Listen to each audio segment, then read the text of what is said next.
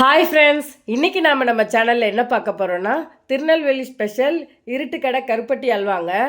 இது வாங்க எப்படி செய்யலான்னு பார்க்கலாம். இதுக்கு நான் 1/2 கிலோ சம்பா கோதுமை எடுத்துருக்கேங்க. இதை 24 மணி நேரம் ஊற வச்சு எடுக்கணுங்க. அப்போ தான் அல்வா வந்து அதில் பால் எடுத்து செய்ய போகிறோங்க. செம்ம டேஸ்ட்டாக இருக்குங்க. இங்கே பாருங்கள், ஊற வச்சாச்சு. இப்போ இது 24 மணி நேரம் கழித்து ஊறி எப்படி வந்திருக்கு பாருங்கள். இப்போ இதை நம்ம அரைச்சி பால் எடுக்க போகிறோங்க. நல்லா திக்கான பாலாக எடுத்து வைக்கிறோங்க. பாருங்கள், மிக்ஸி ஜாரில் மாற்றிக்கோங்க. நல்லா நைஸாக அரைச்சிட்டு நான் ஃபஸ்ட்டு பெரிய வடிகட்டியில் வடித்து எடுத்துக்கிறேங்க. ஏன்னா இது ஈஸியாக வடியாதுங்க. நெக்ஸ்ட்டு அது இன்னொன்று நம்ம தண்ணி வடிகட்டுவோம் இல்லையா, அதில் வச்சு நல்லா வடிகட்டிக்கணுங்க. அதில் திப்பிலாம் இருக்கவே கூடாதுங்க. அல்வானாலே திருநெல்வேலி ஸ்பெஷல் தாங்க.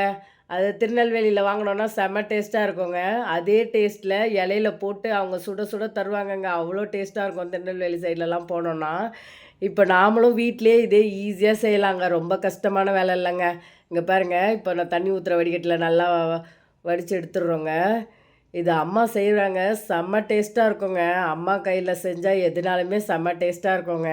எங்கள் அம்மா எப்போவுமே நல்லா வீட்டிலே எல்லாமே செஞ்சு தருவாங்கங்க. இங்கே பாருங்கள், கருப்பட்டி இதுக்கு சுத்தமான கருப்பட்டியாக எடுத்துருக்கோங்க. எங்கள் ஊரில் வாங்கிட்டு வந்திருக்கோங்க. நல்லா சூப்பராக இருக்குது பாருங்கள் பார்க்கவே. இப்போ இதை நான் உடச்சி எடுத்துக்கிறேங்க. இதை நம்ம கருப்பட்டியை தண்ணி ஊற்றாமல் அடுப்பில் வச்சு பாகுப்பதம் மாதிரி, அதாவது கேரமலைஸ் பண்ண போகிறோங்க. இதில் தண்ணிலாம் ஒரு சொட்டு கூட ஊற்றக்கூடாதுங்க. இதை கேரமலைஸ் பண்ணிவிட்டு அதுக்கப்புறம் அப்படியே அந்த பால் நம்ம அரைச்சி வச்சுருக்கோம் இல்லையா, அந்த பாலை கொட்டி நம்ம கிளறணுங்க. இப்போ நல்லா இது பாகு வரணுங்க. பாகுன்னா நம்ம பாகு பதம்லாம் பார்க்க தேவையில்லைங்க. இது கரைஞ்சி வரணும்.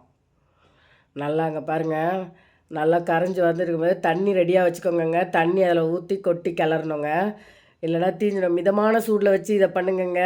ஸ்பீடாக வச்சு பண்ணிங்கன்னா தீஞ்சிடும். அந்த தண்ணி ஆட் பண்ணியாச்சுங்க.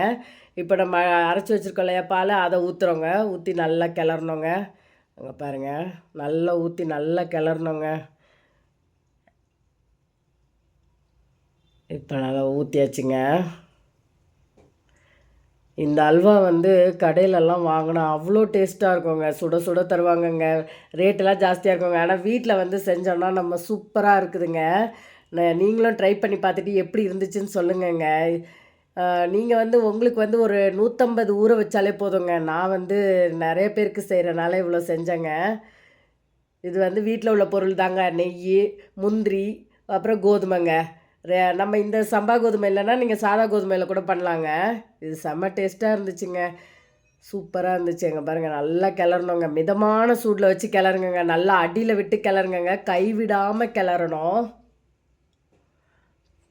கைவிடாமல் கிளறணுங்க. இது அல்வா ரெடியாக எப்படியோ 20 மினிட்ஸ் ஆகுங்க. இந்த அல்வாவுக்கு நீங்கள் பொறுமையாக தாங்க கிளறணும். ரொம்ப ஸ்பீடில் வச்சு கிளறாதீங்க. மிதமான சூடில் நெய் கொஞ்சம் கொஞ்சமாக இப்போ ஆட் பண்ண போகிறோங்க. இந்த இப்போ ஒரு ஸ்பூன் ஆட் பண்ணியிருக்கோங்க.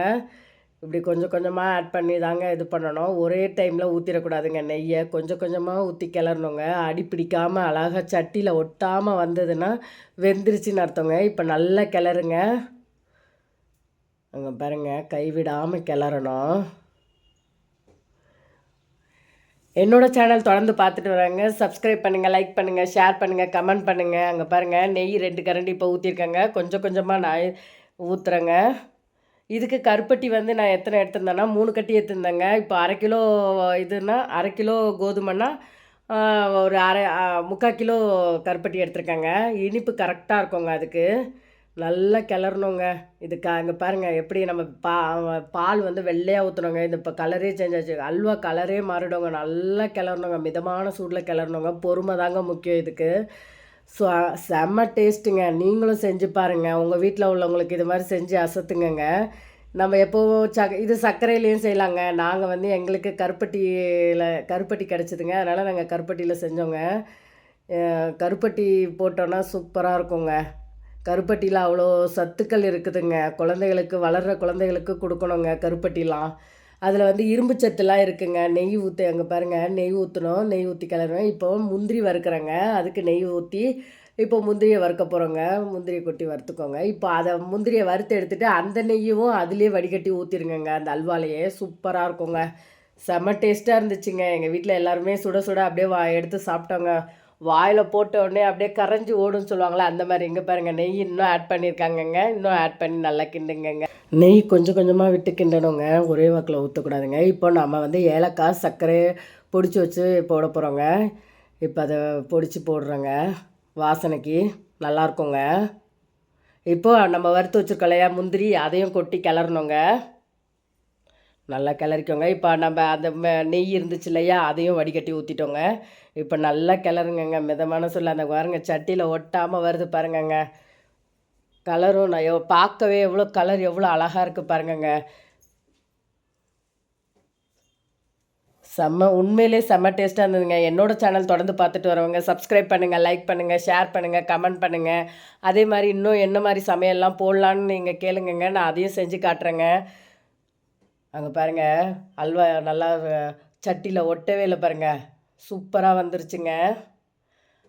நல்லா மணக்க மணக்க ஒரு கருப்பட்டி அல்வாங்க.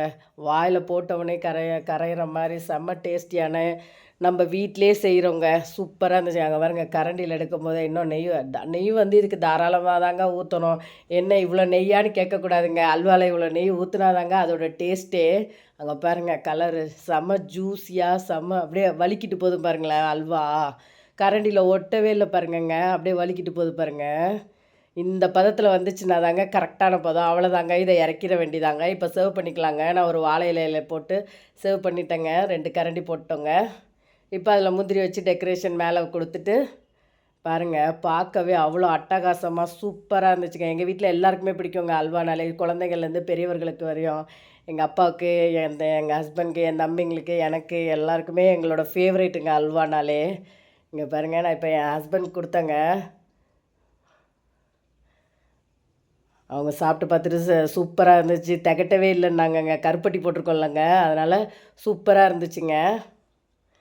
இப்போ என் தம்பியும் டேஸ்ட் பண்ணி பார்த்தாங்க. அவனும் சூப்பராக இருக்குன்னு சொன்னாங்க. 2 பேரும் அங்கே பாருங்கள் சாப்பிட்டுட்டு இருக்காங்க. நீங்களும் ட்ரை பண்ணி பார்த்துட்டு எப்படி இருந்துச்சுன்னு சொல்லுங்கங்க. தேங்க்யூ.